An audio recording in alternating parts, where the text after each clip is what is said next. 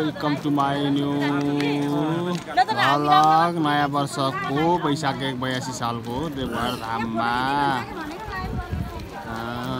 यो छ अहिले देवघरको पवित्र तीर्थस्थल देवघर धाममा भक्तजनको नयाँ वर्षको दिन स्नान गर्नको लागि पूजा नित्य कर्म गर्नको लागि चाहिँ यहाँ भक्तजनको भिड छ। यो चितवनपट्टि भयो, यो तनहुँपट्टि भयो। यो लाइभ होइन, यो भिडियो बनाएँ मैले।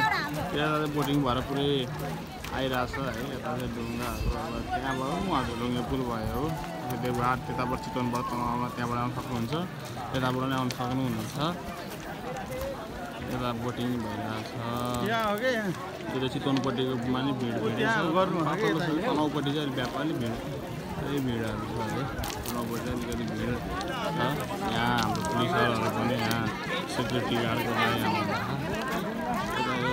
माथिपट्टि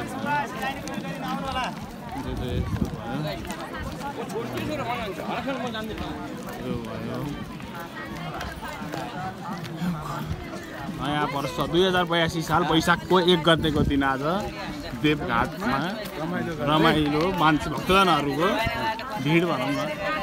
हाम्रो बुवा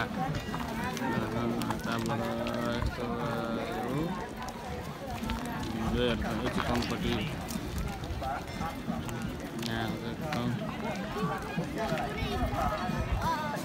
यहाँ बोटिङको यहाँबाट 50 लाखको टिकट काटेर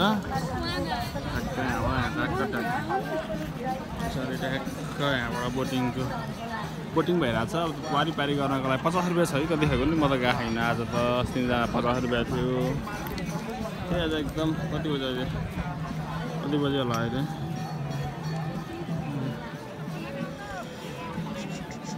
घडी देखा त होइन, टाइम हेरेर। यता पनि भेट्छ। यता यो राम्रो छ।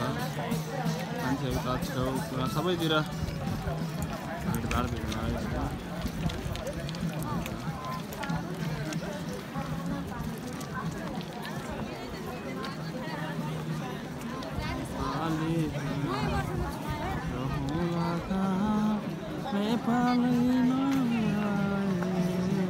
नेपालै